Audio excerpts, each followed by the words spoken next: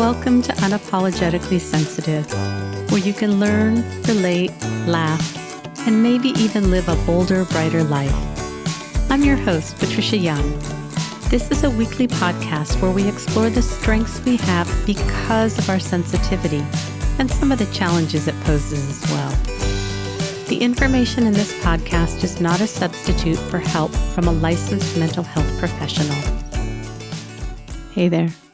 To the creatives, healers, sensitives, and deep thinkers, how the heck are you? How are things going for you right now? Are you having ease? Are you struggling? Are you enjoying the change of the seasons? It's okay to be wherever you're at. This episode with Jen, I love. We tried to record a couple times last week. We both had a really hard week. We continue to talk about that concept of softening, surrender, creating spaciousness, curiosity, accepting and allowing. And we talk about how do we do that. And Jen talks about how she drops into her body and somatically how she creates a sense of softening. I have a little bit of a different approach, but I think our approaches are very similar. We also end up talking about how she works with her kids and how do you work with kids when you've got kids that are really spirited. How do you drop in and be really present in the moment? We recorded a couple of episodes, and I think it's another episode, but we just talk about the struggles of parenting. I think you're going to enjoy this conversation. It's real. It's authentic. I love recording with Jen because we generally don't do a lot of chatting before we record. We just hit the button, and then you get to hear what's really going on with us. So I think you're really going to enjoy it. And now, on to the show.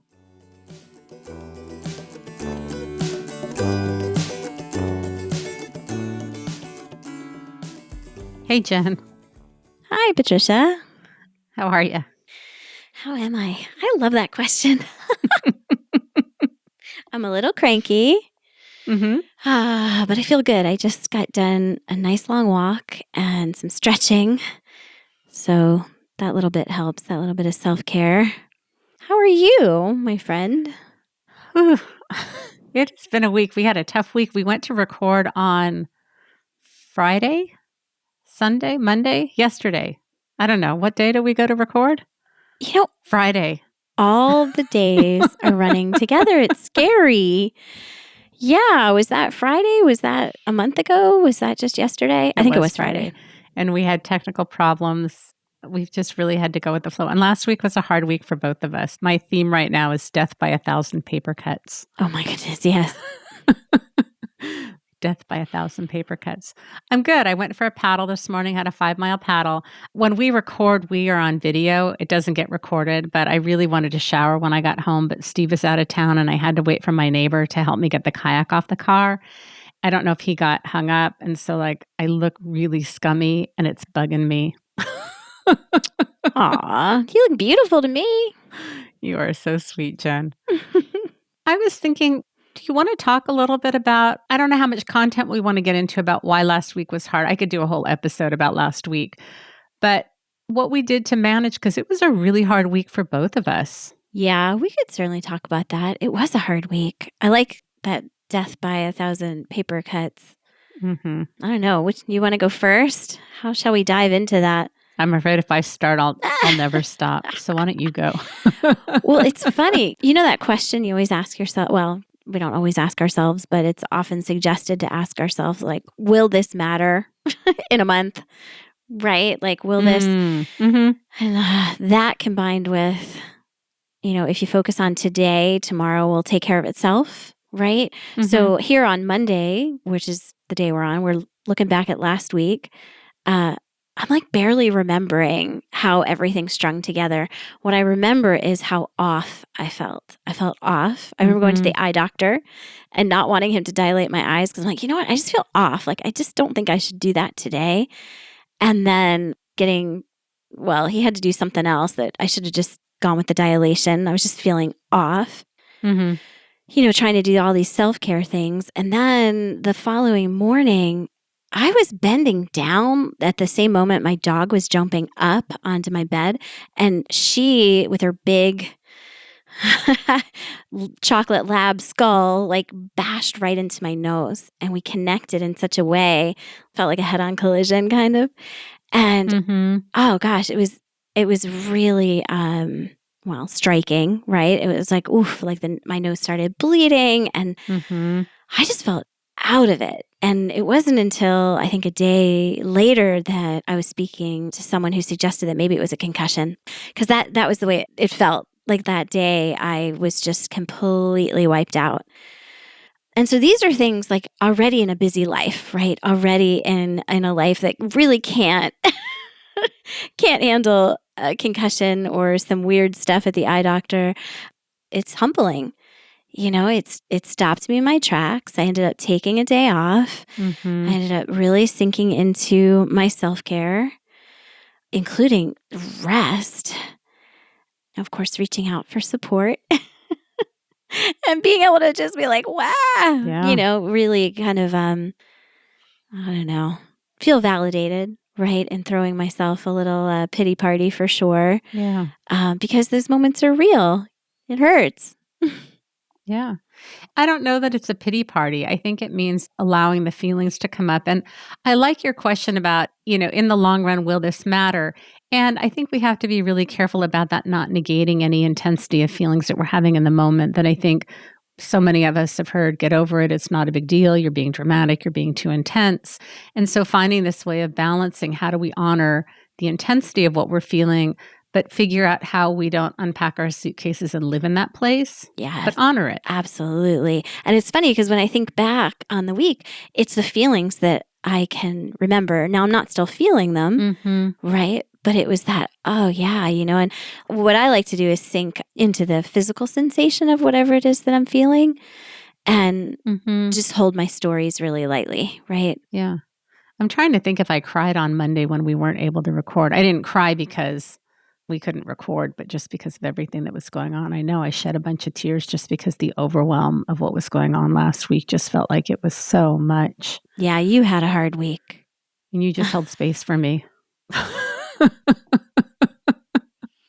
I think what I may do is I may record a full episode about it, but for the listeners, my computer was hacked. I gave somebody access to my computer that I shouldn't have. They downloaded files.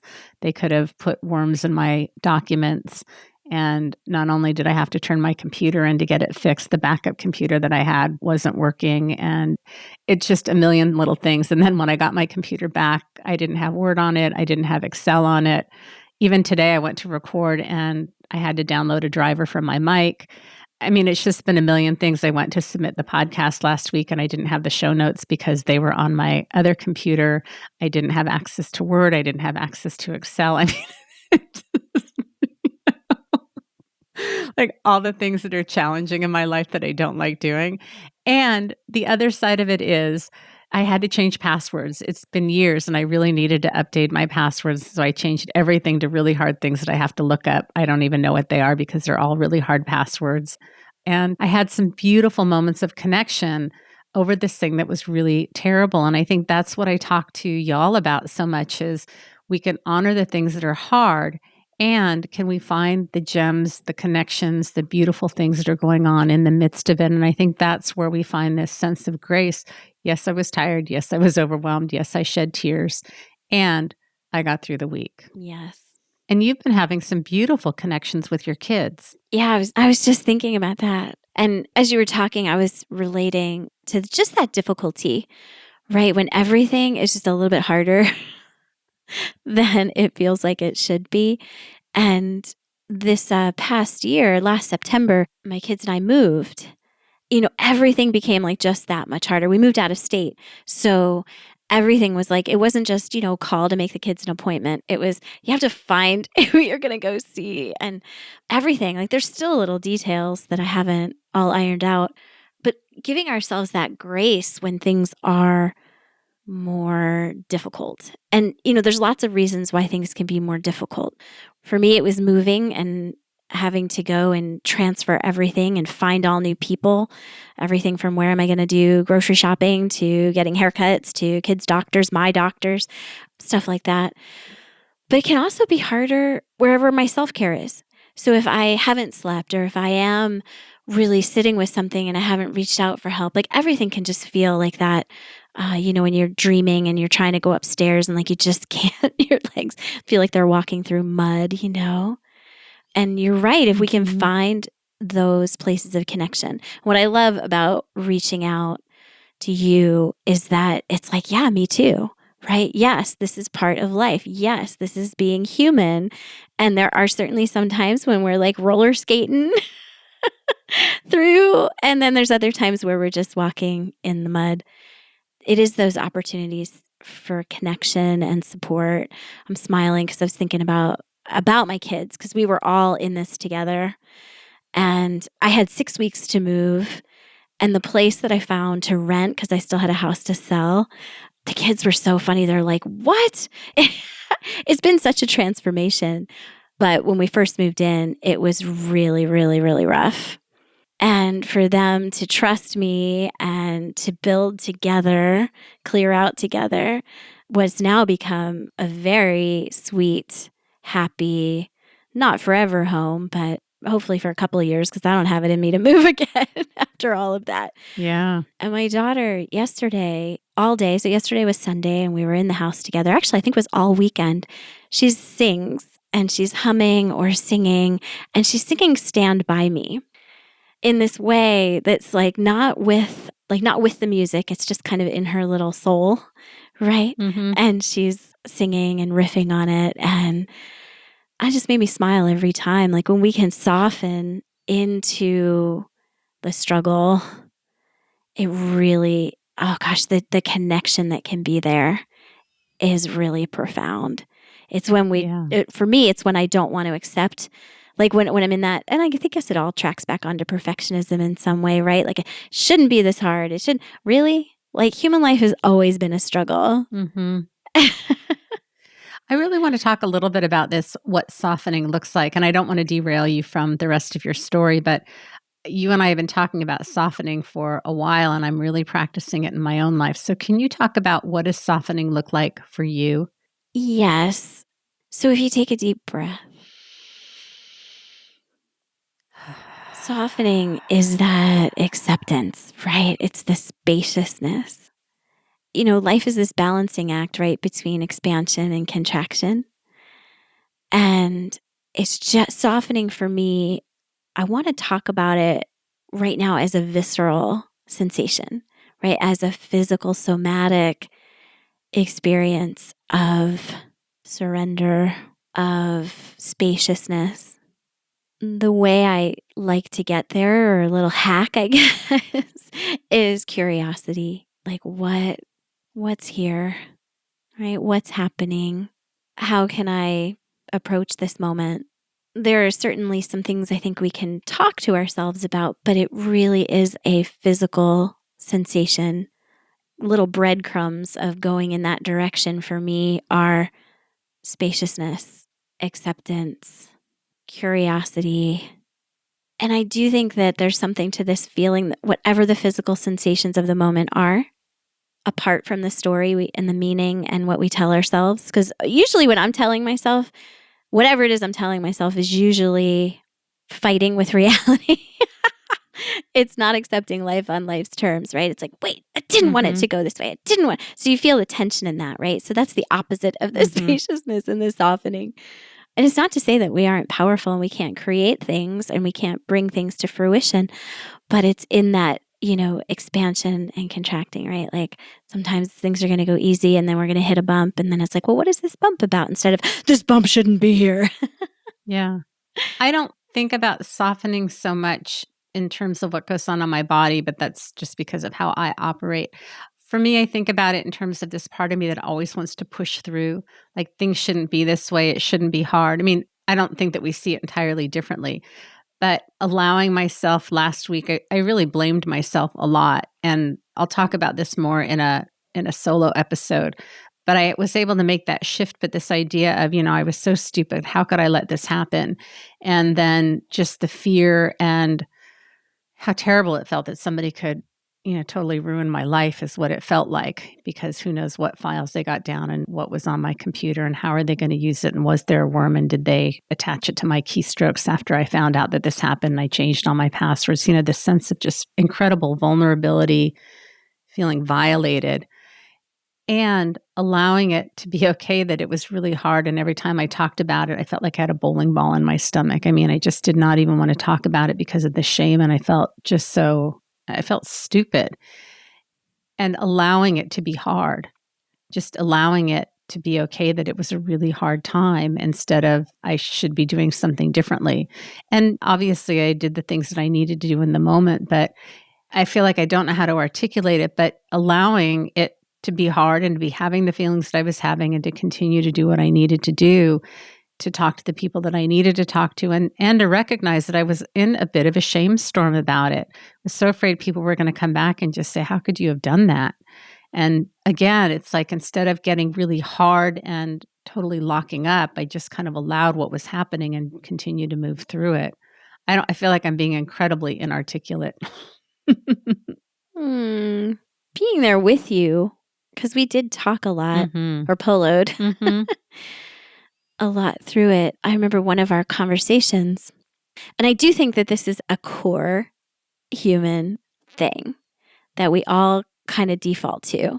And it is that there's something that I could have done to make it different instead of looking at how awful the world can be and how much of a struggle it really is. And, tracking that right back onto childhood and, those early childhood experiences of if only I could be fill in the blank, then the world, the caregiver, whoever would be stable and loving and smooth. And it's so much easier to blame ourselves than to stare all that uncertainty down. Yeah, if any of this is resonating for anybody, there's a book called The Drama of the Gifted Child by Alice Miller. And she talks about why we do this. Why as a child you can't say my parent isn't capable of providing what they need to me, that as a child you're dependent and you have to make it about yourself to feel in control. And exactly what you're talking about, Jen, that for me to say, my intentions were to do what I thought was the safest thing and I made an error, and had somebody not been out there praying on me, this wouldn't have happened. And am I willing to accept that the world may not be as safe as I would like it to be, because there are people that will prey on people intentionally to take advantage of them, and that's exactly what happened. Or do I stay in control and go, it's all my fault, the world is safe, it was me. And I actually had a client who pointed this out to me as we were talking, and it was incredible. It was just an eye-opener, because I want to believe that the world is a safe place. And the reality is there are people out there that are out looking to take advantage of people, and that's exactly what happened. Yeah, that was an elaborate setup. Yeah. Right? Yeah. That has to be part of the equation, right? And I don't even know if I would call that a mistake. Like you were intentionally misled by somebody, you know what I mean? Thinking that you were doing just the right thing to do. Yeah. And stay tuned for a solo episode. I'll go into more detail about specifically what happened. But yeah, it was an intentional, unkind thing. Yes. Let's circle a little bit back, though, because I really want to touch base about what's been going on with you and your kids, because it's so beautiful. And if you are struggling with your kids right now, especially being a highly sensitive parent, and it's hard and you feel like you're not showing up the way that you want to, this is not to use it to beat yourself up with, please. Yeah, it's funny. I'm trying to find my words. Unfortunately, my son did not give me permission to fully discuss everything that we've been going through. So, to speak more from my experience as mother and my own softening to the work of parenting, I work with parents a lot. And I think this thing that we were just talking about, wanting to feel that we can control the situation, that we're in control, really sneaks into a lot of parenting. I think about like the way children are portrayed in movies. They seem to go to bed on time, and unless it's about a child that's being problematic, the movie, there's these expectations that we have of ourselves and of our kids. And softening into that, getting curious about what they're going through and holding space. So when we talk about reparenting ourselves and dealing with our own gremlins, and then my daughter's great at this because she's very, very expressive, let's just say. And to be able to sit with her as she's, melting down. This just happened last night. We're coming off of our spring break. And she realized that there was like a homework packet. And I knew that there was a homework packet, and we were doing what she needed to do. We were reading. She read several books on her own. Just a little background, my daughter struggles with dyslexia and ADHD, so this has been a big deal for her. And we did math just at the grocery store and just a lot of natural math. And she just went into buckets of tears. I was supposed to do all of this. I should have been doing it all week. And letting her have that, letting her have her big feelings, letting her talk about being afraid that her teachers were going to be disappointed in her, just getting curious, not trying to talk her out of her feelings. In fact, inviting her to tell me more. Because when I do that, she'll have the space to come back around to, well, my teacher's always been kind when I do make mistakes. And then we did a couple multiplication tables and she was really good. So when it's like you're softening to the moment, even the moments that suck, it has enough space to flip around. And I'm learning so much about my kids and who they're becoming, especially when I can not assume I know who they are. Just stay really open and curious. It can be hard because every bone in my body sometimes wants to talk my kids out of how they're feeling, right? And rush right into, no, it's not going to be that way. And then what ends up happening is they end up feeling pretty lonely. They end up feeling like I don't get it. Like I don't really understand. But when I can get curious, enter their world, a lot of times they're so smart and so resourceful. They can figure out their own problems. They just need the space. And the minute I start arguing the other way, they double down on their argument. No, she will be mad at me. She will hate me, And I was like, well, instead of really, you're really scared she's going to be upset, her teacher, right? I gave her the space. If I had argued, no, your teacher's always so kind, she would have argued, she would have pulled up because she wouldn't feel like I was understanding her. So instead, that space of, wow, you're really worried about that, gave her space to reflect that. And her teacher is amazing, has always been really kind to her. There's a blower next door, so I've had my mic muted. I don't know how much my mic is going to pick up, which is why I'm a little bit more quiet. But we do need to wrap up. So can I just let you wrap up and I'm going to mute myself? This is one more paper cut. Sure. Let's see if I can do this. So, Patricia, thank you for our conversation today. And I'm curious with your listeners if any of this resonated. I was trying to articulate this thing with softening. Did that make sense? I think it did. Curious if that resonates with any of your listeners. Would love to talk more about parenting. In fact, that's hopefully going to be a course coming out soon. Parenting as an HSP and parenting HSP children.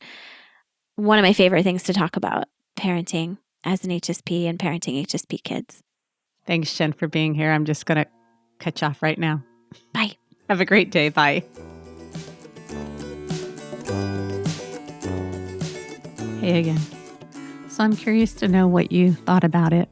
I've had a couple of you reach out and tell me how much you enjoy these just real conversations that Jen and I have. So my hope is that all of you are enjoying it, or most of you. If you heard anything that you're struggling with that you want help with, you can either reach out to Jen at heartfulnessconsulting.com, or you can reach out to me at unapologeticallysensitive.com. Both of us are great at helping y'all figure out how to thrive as a highly sensitive person, learning to soften. Jen specializes in parenting.